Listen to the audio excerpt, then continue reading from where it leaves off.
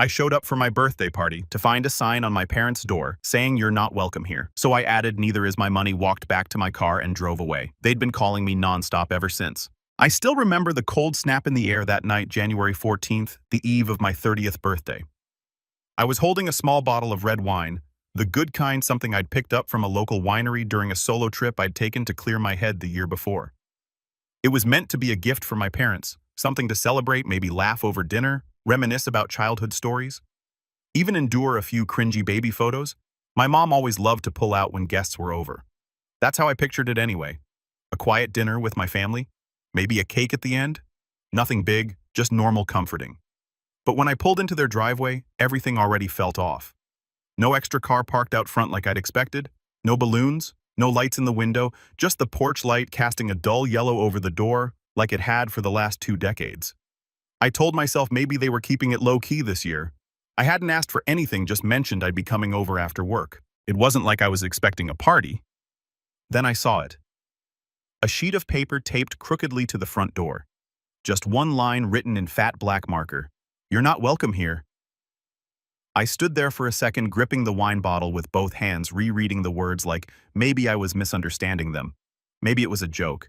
Some prank my younger cousin might pull. But the handwriting was unmistakable. My mother's slanted dramatic cursive with extra loops on the Y and the H. My stomach dropped. At first I thought I was hallucinating. Surely no one puts that on their own front door, not for their son, not on his birthday. But then I heard it. Laughter, not distant echoes, not TV noise, actual voices, familiar ones. My dad's low chuckle, my sister's high-pitched laugh, my brother-in-law talking loudly over everyone like he always does. Plates clinking, the oven timer beeping. Someone said, "Pass the bread." The dog barked once and was immediately hushed. They were having dinner. My birthday dinner without me. My first instinct was to knock, to just demand an explanation, ask them what was going on, what I did wrong. But something in me, something old and worn down, stopped me. A part of me that had seen this coming in slow motion for years, like a car veering off course in an icy parking lot, tires spinning, no one at the wheel. So instead I took out my phone and snapped a photo of the sign. Not out of pettiness, out of necessity, like proof that it had really happened, that I hadn't imagined it. I walked back to my car, set the wine bottle on the passenger seat, and just sat there for a while watching the house through the windshield. They didn't even notice. No one peeked out, no one texted, no one cared. That was the last time I saw my family in person. For context, my name's Blake and I had just turned 30. I'd been living about 40 minutes away from my parents' house since I was 24, after finally landing a stable job in digital marketing. Nothing flashy, but I'd worked hard for it. My relationship with my family had always been a little strained. I was the quiet one, the middle child sandwiched between a golden child older sister Lauren and a loud, reckless youngest Eric, who still lived with my parents at 27 and somehow managed to make himself the center of attention every time we were all in the same room. Lauren had always been their pride. Got married at 23, 2 kids by 28, house in a nice suburb, did everything right. She and Mom were like best friends who texted daily. Dad called her his little CEO. Meanwhile, I was just Blake, the one who never caused trouble, who paid his own rent, didn't ask for help, and got forgotten at family dinners more than once. Eric, on the other hand, got bailed out of a DUI when he was 25 and was still treated like some lovable screw-up who just needed time to find himself. I wasn't the kind of person who needed validation. At least I didn't think I was. But over the years, all the little things added up. The forgotten birthdays, the missed calls, the fact that my job, my life was never quite interesting enough to talk about. I was always the one asked to bring extra chairs to Thanksgiving, never the one asked about work or relationships. Once, I brought a girlfriend to a family barbecue, and Mom called her Brittany the whole evening. Her name was Claire. Still, I kept showing up because they were my family, because I thought maybe one day things would click. They'd see me for who I was, not who I wasn't. So that night, standing on that porch staring at that sign, I felt something inside me crack and shift. Not rage, not even sadness, just a cold, settling silence. I went home.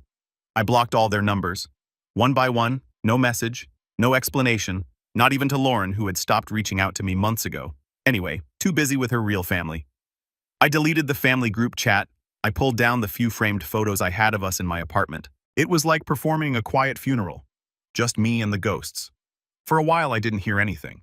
No one followed up, no one emailed, no letters, no smoke signals. It was like I'd been erased. And I got used to it faster than I thought I would. I started taking long walks, cooked more, went to therapy, built new routines. I even got promoted. Then about a year later, almost to the day, I got a message request on Facebook. It was from an account I didn't recognize. The profile picture was blank, but the name was unmistakable. My father, Blake. I know you're upset, but we need to talk. It's urgent. I stared at the message for a full minute before clicking out of it. My hands were shaking. I didn't respond. I didn't even block him. I just left it hanging there like a rotten fruit on a dead tree. 2 days later, another message. This time from Lauren. I don't know why you're still acting like this. What happened last year was a misunderstanding, but now we really need you. Mom and Dad are in trouble. Please answer. That one hit differently. It wasn't just the message, it was the tone. Like I was the problem, like I was punishing them unfairly. I read it again, and all I could think about was that sign on the door, the laughter, the way they didn't even notice I was outside. A week later, the messages escalated. Eric tried calling from a different number. Then my mom emailed me from a church account. They were in financial trouble, facing foreclosure on their house, and they needed help. Money fast. Apparently, Eric had racked up some debt under their names, and Lauren and her husband were tapped out because of some remodeling project. They were turning to me, the invisible son, the one who wasn't welcome, and now they were furious that I wasn't leaping in to save them. It got worse after that. Guilt-trippy texts, long emails about family bonds, and how could you do this to your own mother? Even a voicemail from my dad practically growling that I was being dramatic over one mistake, and that I was letting a grudge ruin the entire family. I didn't delete any of it. I was saving it because something in me had changed that night on the porch, and I wasn't going to let them rewrite the story this time. But what they didn't know, what they still don't know, is that I'm not just ignoring them. I'm planning something, and they're not going to see it coming. I didn't respond to any of their messages right away. I just watched them come in one after another, each one layered with guilt, denial, and a strangely casual sense of entitlement. It was like they'd skipped right over the apology and jumped straight to the part where I was supposed to save them. As if nothing had really happened. As if I should have just brushed off being literally locked out of my own family on my birthday. As if I didn't have a right to be hurt. But I waited. I waited to see if maybe someone would actually acknowledge what they did. Not beg, not manipulate, just own it. They never did. Lauren was the first to break the silence in a big way.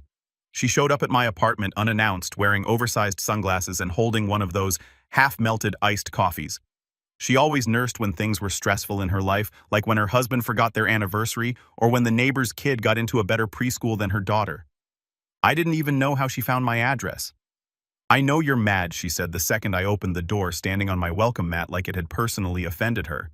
But this is getting ridiculous. You're blowing this way out of proportion. I just stared at her. She looked past me into the apartment like she expected to see signs of misery. A pizza box takeout cartons, maybe a bottle of cheap wine, and a worn-out blanket on the couch. Instead, she saw a tidy living room, a small bookshelf with novels I actually read, and the faint scent of coffee and pine cleaner. I had made a life a peaceful one, and I think that threw her off. What do you want, Lauren? I asked, voice low. They're going to lose the house, she said, stepping closer, like we were just picking up a sibling argument from childhood. Eric messed up. Mom and Dad are scared. And now they're blaming me for not doing more because I didn't want to take out a second mortgage. But I've got 2 kids, Blake. You don't even have, don't I? Said sharply. She shut up for a second. You weren't even at dinner, I said, still holding the door. The night of my birthday, you weren't there, but you didn't call either. You didn't ask why I wasn't there. I thought maybe you canceled. Lauren. She looked away and her voice went flat. Mom said you didn't want to come. There it was, the lie. So easy, so rehearsed. And you believed her, I asked. After 30 years of being ignored, brushed aside, excluded. After all the times I showed up, supported you, backed you, you really thought I just flaked on my birthday. She crossed her arms. Look, I'm not here to fight. I'm just trying to fix this. We're family. Blake. I let that hang in the air for a beat, then stepped back and quietly closed the door in her face. She left without knocking again. 2 weeks passed. More emails, more texts. My dad sent one that read, "We didn't mean it to be cruel. It was just a hard time and we didn't want drama that night. We needed peace." That one stuck with me. We needed peace. As if my presence disrupted their peace. As if I was the storm. The next turning point came when I ran into my uncle, my mom's younger brother, at a coffee shop downtown. I hadn't seen Uncle Pete in over a year, but he always liked me more than the others. We chatted briefly, small talk mostly, until he brought up the foreclosure.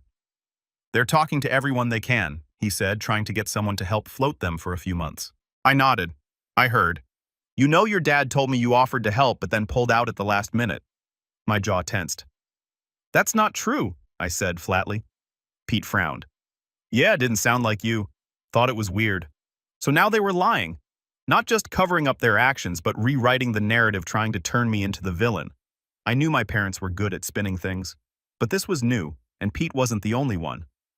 Word got back to me through another cousin that I'd abandoned the family in their time of need, that I was bitter over something small, and that I held grudges like a child. That was the last straw. I didn't say anything publicly. I didn't respond to the messages or tell anyone my side. I just started watching, listening, paying attention, and that's when I found out about the account. My mother had opened a joint savings account in my name when I was a teenager. Something she told me was just in case. I never used it, never touched it. But I found out through a quiet conversation with Pete, who used to work in banking, that the account was long closed and that it had been emptied 5 years ago. Over $14,000. Money that was supposed to be mine from an old inheritance. Something left by my grandmother who passed when I was 19. I never saw a dime. Pete looked uncomfortable when he told me. I didn't want to get involved. Blake, but I figured you should know. They said they needed it for Eric's rehab. Eric rehab number 2, if I remembered right. The one he left early because he wasn't feeling it. The one my parents praised him for trying even though he quit and ended up spending the next year couch surfing with friends and blowing through his credit card. I felt sick. It wasn't about the money. Not really.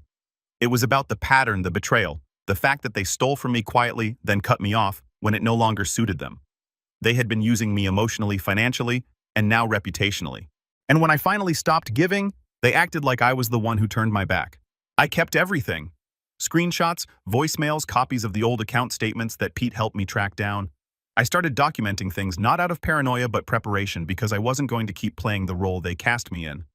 Then came the betrayal that shattered the last piece of me that still stupidly hoped they'd change. It was a Sunday afternoon when I got the message. Not from Lauren, not from my parents, from Claire. Yes, that Claw, my ex. The one they had called Brittany all through that barbecue. The one who broke things off 2 years ago because she said she didn't want to marry into my family. We hadn't spoken since. Her message was short, cold, and devastating. Your mom reached out to me. She said, "You're spiraling," and asked if I'd consider talking to you, maybe helping you see reason. I told her not to contact me again. Just thought you should know. I don't know how long I stared at the screen. My mother? My mother had contacted my ex-girlfriend behind my back, told her I was spiraling, and tried to manipulate her into emotionally re-engaging with me to what snapped me out of my tantrum, drag me back into the fold. I felt like I couldn't breathe. It was humiliating. It was intrusive. And it was the most grotesque violation of my privacy I'd ever experienced. She hadn't just crossed a line, she had bulldozed through a wall. And for what? Because I wouldn't open my wallet. Because I refused to be their safety net. That night I sat at my desk and opened a blank document. At the top I wrote, "They said I was being dramatic over one mistake." And underneath it, I began writing every moment, every quote, every memory, every lie. I laid it all out in clear detail. Dates, bank records, names, texts. It wasn't for revenge, not yet. It was for clarity. Because when the time came and I knew it was coming, I wasn't going to just walk away. I was going to make sure they never forgot what they did. For about 2 weeks after Claire's message, I couldn't sleep. I'd lie in bed with the lights off and stare at the ceiling, my mind spinning like a scratched record stuck in a loop. I kept replaying every moment from that night on the porch. The sign, the laughter, the warmth behind the windows I'd never been invited into. Then the emails, the accusations, the fake victim narratives they were spreading. And now this. My own mother reaching out to an ex I hadn't spoken to in 2 years, telling her I was spiraling. I wasn't spiraling, I was waking up. But in that moment, it didn't feel like strength. It felt like free fall. I didn't tell anyone. Not my coworkers, not the few friends I still kept in touch with, not even my therapist. At first, I just shut down. I went into autopilot mode.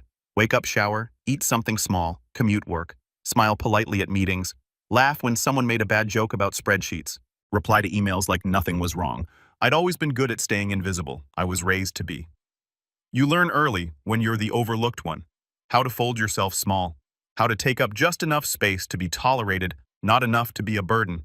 But eventually, that survival skill starts to feel like a coffin. One night, I stayed late at the office. Not because I had to, but because I didn't want to go home. My apartment had become too quiet. Too still, it felt like a waiting room I'd been sitting in for years, hoping someone would finally walk through the door with answers. Instead, all I had was a cold dinner and that stupid wine bottle I still hadn't opened for my birthday. It sat on the counter like a cruel souvenir. I remember slumping over my desk, the glow of the monitor lighting up my tired eyes, and just whispering, "Why wasn't I enough?" It was the first time I'd said it out loud. It wasn't just about the birthday or the sign, or even the money they took behind my back. It was years of being the second thought, the afterthought, the background character in a family that always made me feel like I had to earn a seat at the table that should have been mine by birthright. And now they wanted help, not because they saw my value, but because they saw my wallet. That realization broke something in me. But in the silence that followed, something else started to grow. Resolve. A few days later, I booked a session with my therapist. I hadn't seen her in a while, not since things with Claire ended, and I almost canceled at the last minute, but I went. I sat down across from her, still half in that haze, and I just said, "I think I'm done pretending they'll change." She nodded, didn't say anything, just waited. And for the first time, I told someone everything. Not just the surface level stuff, not just my family doesn't get me. I told her about the sign on the door, the stolen inheritance, the lies they were spreading. Claire? The messages, the guilt trips, everything.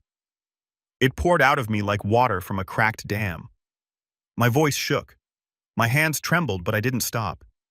And when I was done, she sat with it for a while before finally asking, "What would healing look like for you, Blake?" That question haunted me for days. I didn't have an answer at first.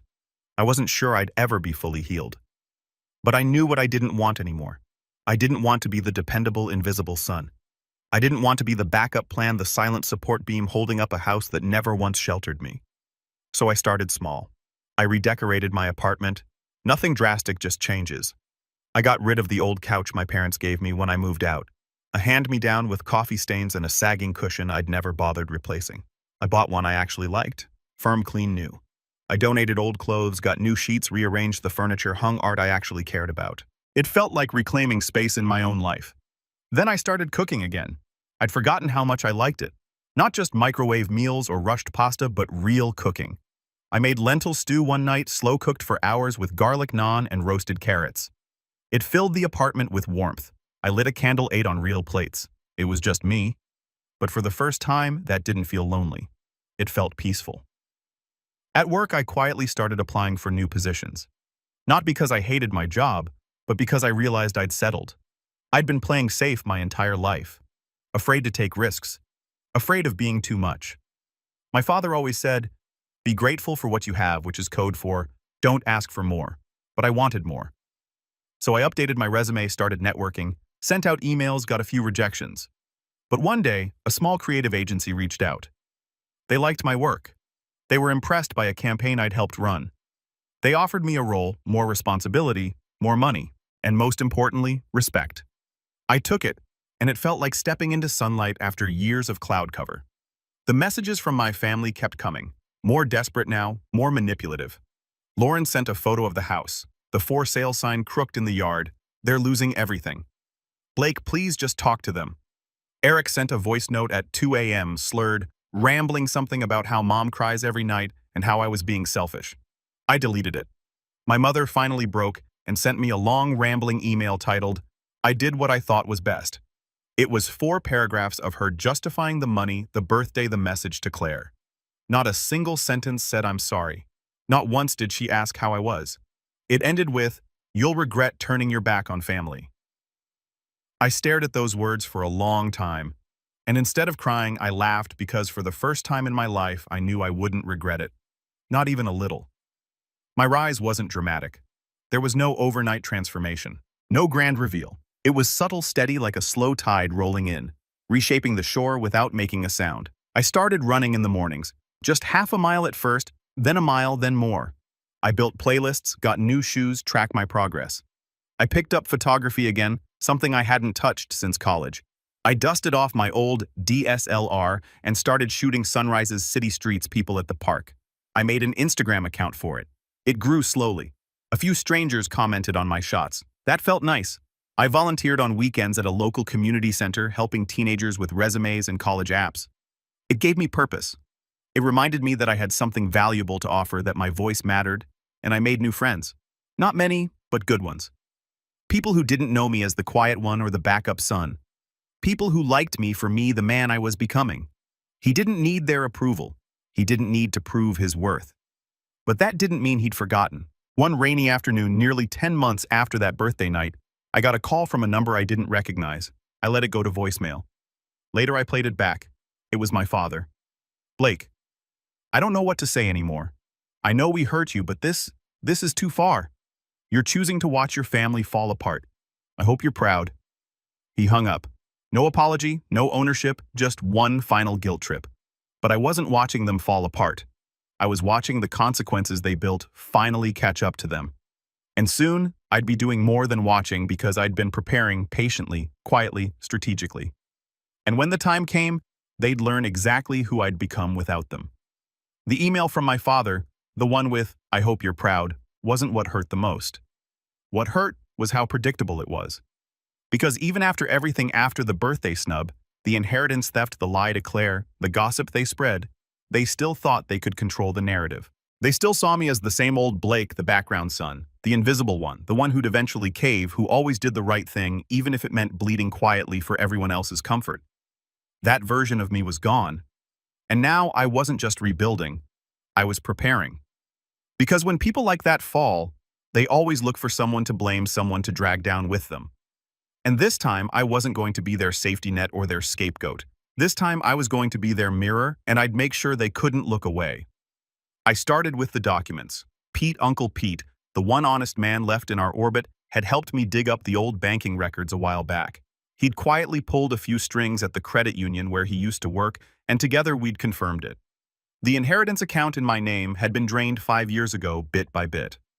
ATM withdrawals, transfer after transfer, all logged under my mother's login credentials. I'd asked him then, can they be held liable? He'd sieged. It's tricky. You were technically a legal adult by the time the withdrawals happened, and if your name was on the account but you never disputed anything until now. It's not impossible, but it's a long process. I hadn't pursued it at the time, but now things were different. I wasn't looking for the money anymore. I was looking for leverage. The next step was Claire. It took me 3 days to work up the courage to text her. I didn't want to stir the past, but I owed it to myself to understand how deep this mess went. I kept the message short and respectful. Hey Claire, I promise I'm not trying to open old wounds, but I need to ask. When my mother reached out to you, what exactly did she say? To my surprise, she responded almost immediately. She said you were having a breakdown, that you'd isolated yourself from everyone. She asked if I'd call you and try to get you to snap out of it. She made it sound like you were spiraling into some dark place. Said she was afraid for your mental health. I was shocked, Blake. I knew things ended badly, but I never thought your mom would go that far. I sat with that for a long time. They hadn't just smeared my name behind closed doors. They were weaponizing concern, spinning lies about my mental health to manipulate the people around me. It wasn't just cruel, it was dangerous. I thanked Claire, told her I appreciated her honesty, and then I saved the message, more documentation, more pieces for the puzzle I was building. I spent the next month gathering. I started with old emails, messages from Lauren, my parents, even a few from Eric over the years. Passive-aggressive jabs about how you've always been too sensitive, or you never really pitched, and like the rest of us. I organized them into folders, screenshotted threads labeled voice messages. Then I went deeper. Pete introduced me to a lawyer friend, Maggie, who specialized in financial disputes and family estate matters. I met with her one Saturday afternoon at a quiet little office downtown, handed her a flash drive, and walked her through everything. She listened, asked questions, took notes. When I finished, she leaned back and said, "They might not have committed fraud in the criminal sense, but this is a pattern of financial exploitation, especially if we can prove coercion or misrepresentation. If nothing else, it's civil. And frankly, it's morally bankrupt." That word coercion rattled in my chest like a key in a lock, because that's what they'd done for years. With guilt, with silence, with control disguised as care. And now they were trying to do it again. Only this time, it was me who held the door. Maggie told me we had options whether you want to sue or not. She said you have a case. You could go public. You could file a claim. You could even approach the bank about identity misuse. Depending on what we find, but first, I suggest you sit on this a bit. Let them keep talking. Let them show you who they are when they think you're still quiet. And so I did. I waited. And as if on cue, they started to panic louder. Lauren called again. I let it go to voicemail. This time, her voice was trembling. Blake, I'm sorry. Okay, I'm sorry. I didn't know about the account. I didn't know about the sign. I've had so much on my plate, the kids work everything. Mom and Dad they're falling apart. They're fighting all the time. Eric's threatening to move out. They might lose the house. Please just talk to them, please. Then, after a pause, she added, You're not this cold. This isn't you, but it was me. Not cold, just awake. No longer the one holding the rope while they played tug-of-war with my dignity. 2 weeks later, I got a call from a number I didn't recognize. I answered this time out of curiosity. Is this Blake Sanders? Yes. This is Officer Rutledge with the County Police Department.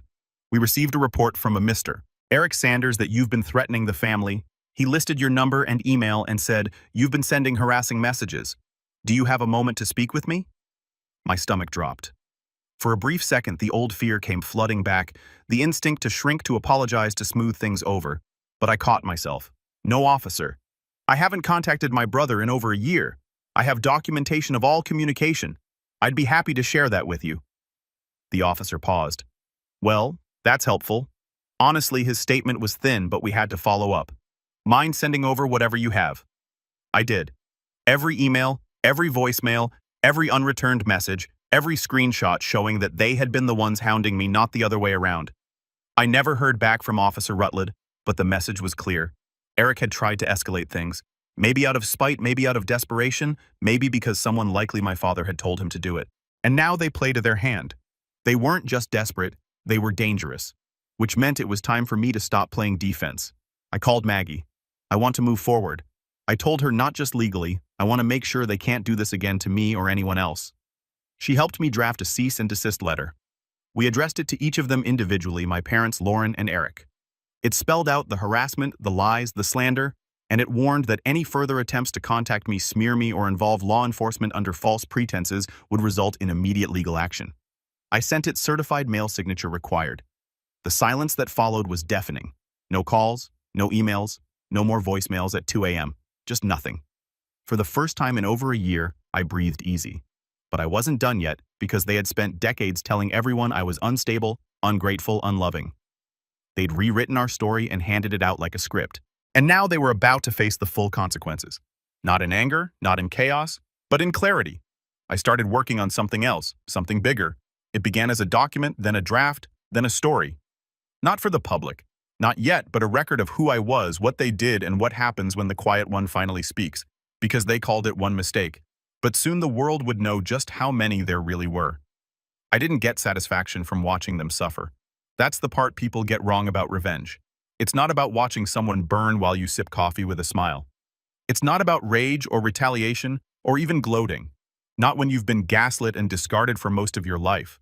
It's about clarity, about making sure the truth doesn't rot in your chest like a splintered rib. About finally reclaiming a story that was twisted from the moment you learned to speak, and for the first time, they would have to listen. I spent 2 months finalizing everything quietly. Precisely. It started with what I called the archive, a simple cloud folder organized into categories: financial exploitation, emotional manipulation, exclusion, smear campaign, legal threats, police involvement, every voicemail, every email, every message they sent, every lie they told, cataloged, time-stamped, and paired with commentary.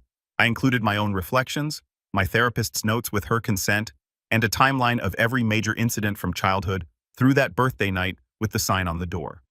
It wasn't just for documentation, it was a mirror, one they couldn't shatter or look away from. Then I compiled a letter, not an attack, a report, a full breakdown of what they did to me and why it mattered.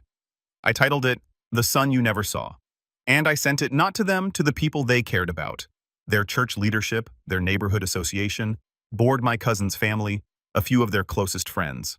The very same people they'd told for years that I was distant, unstable, selfish, and cold. Each recipient got a link to the archive. A personal note, not accusatory, not cruel, just honest. I'm sharing this not to shame anyone, but to tell the story they've never allowed to be heard.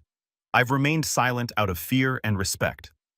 That silence nearly broke me. I'm not asking you to take sides. I'm just asking you to read. The impact was immediate. I didn't hear from my parents directly. Of course, that was expected. But Pete texted me the next morning. Pete Blake, what you sent out. People are talking. The church board is furious. A few of Mom's friends are distancing themselves. Some had no idea about the inheritance or the birthday thing. One lady said she's known them for 20 years and never once heard them mention you had a job. I almost laughed. 20 years. And somehow I was still invisible even when I wasn't in the room.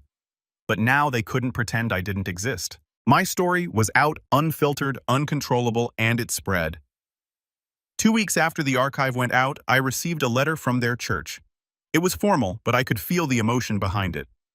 They thanked me for my vulnerability, expressed concern, said they'd reached out to my parents privately to offer counseling. One board member even emailed me personally and said I had no idea. I'm sorry for the role silence may have played in this. The fallout snowballed. Eric's old friends, some of whom were mutual connections from college, started commenting on Facebook. Subtle things, vague quotes, nothing direct, but I knew. And more importantly, they knew their social network was fraying. People were watching now, whispering. They were no longer the beloved family with the troubled middle child who never visits. They were the parents who locked their son out on his birthday, drained his inheritance, and then spread rumors about his mental health when he refused to save them. Lauren was the first to crack. She showed up at my new apartment. I'd moved a month prior and hadn't told anyone where. I still don't know how she found the address, but there she was, eyeliner-smudged cardigan clinging to her like armor, her voice tight and trembling. "You've destroyed everything," she hissed before I even opened the door all the way. I didn't respond. I didn't need to. She pushed forward. "Do you know what you've done? Mom can't even go to the grocery store without someone asking about that damn letter. Dad's being pushed out of the HOA board. And Eric, he's talking about suing you for defamation."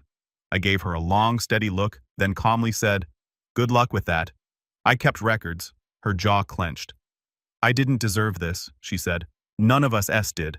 That was the last straw. I stepped out, closed the door behind me, and stood in front of her. Not with anger, not with smugness, but with something colder, cleaner. "I begged for years," I said quietly, "for recognition, for space, for a sliver of decency. I gave you all chance after chance. I never lashed out, never retaliated. I even kept showing up, hoping maybe one day someone would see me." I took a step closer. "You made this, all of you, with every lie, every silence. Every time you rolled your eyes and said I was being dramatic. You didn't care about me, Lauren. You cared about the version of me you could control, the one who stayed quiet and picked up the pieces." Her eyes glossed over. "We were trying to protect the family." "No," I said, voice hardening. "You were trying to protect the image of the family." She didn't respond. She couldn't. And before she could launch into another tirade, I handed her an envelope. Inside was a formal letter from Maggie the lawyer. It detailed my intention to seek legal repayment for the drained inheritance. It cited account numbers, transaction records, and legal statutes outlining exploitation of financial assets without consent. The letter ended with an option: settle privately or we go to court. Lauren didn't say another word. She just left. 3 months later, I received a payment. $14,000. No apology, no acknowledgement, just a check in the mail from a joint account under my parents' names with the memo settlement. It wasn't about the money, it never was. But it was the first time they were forced to give something back. And with that, the rope I'd carried around my neck for 30 years finally snapped. I took the check, deposited it, and transferred half of it to a local scholarship fund I'd been working with. The same one that helped kids who, like me, had been told they weren't enough by the people who should have lifted them up. The other half I used to take a trip, not a vacation, a reset. I went to a quiet cabin in the mountains. No signal, no noise, just trees, silence, and peace. The kind I never knew existed. And on the final night there, I opened that same wine bottle I'd brought to my parents' house for my 30th birthday. The one that had sat unopened for a year and a half. I poured a glass, took a long sip, and wrote the final entry in my archive. They said I was being dramatic over one mistake, but it was never just one, and now they finally understand. The son they discarded is the man who learned to stand. Not in spite of them, but without them. I closed the file, uploaded it to a secure drive, and walked away from it all.